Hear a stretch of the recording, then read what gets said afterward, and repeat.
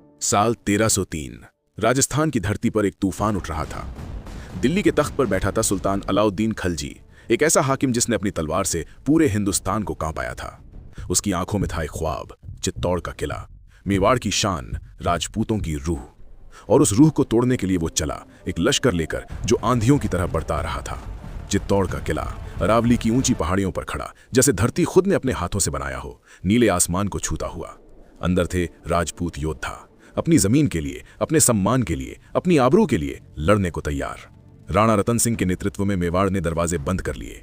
ये सिर्फ एक जंग नहीं थी, ये एक पूरी सभ्यता की जिंदगी और मौत का सवाल था। अलाउद्दीन ने किला घेरा। दिन गए, हफ्ते गए, महीने गुजर गए, बाहर से कोई मदद नहीं आई।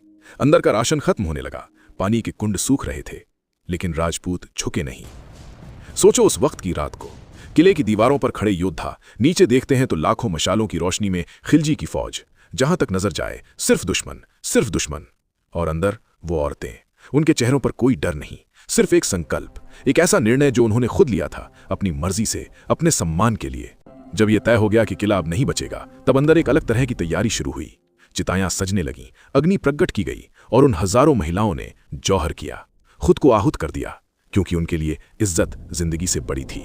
राजपूत योद्धाओं ने केसरिया बाना पहना, भगवा, जो हमेशा से शहादत का रंग रहा है। किले के दरवाजे खुले और वो निकल पड़े एक आखिरी जंग के लिए, जानते हुए कि वो वापस नहीं आएंगे, पर यह भी जानते हुए कि उनका नाम हमेशा के लिए जिंदा रहेगा। किला गिर गया, अलाउद्दीन ने फतेह हासिल की, पर क्या सच में वो जीता? अमीर खुसरो, जो खुद खिलजी का करीब था, उसने भी उस दिन की तकलीफ को महसूस किया। कंटेम्प्रेरी सोर्सेज में उस खून का जिक्र है, उस तबाही का। पर पद्मावती की कहानी, जो बाद में मलिक मोहम्मद जायसी ने 1540 में लिखी, उसने इस घटना को एक और ही रूप दे दिया।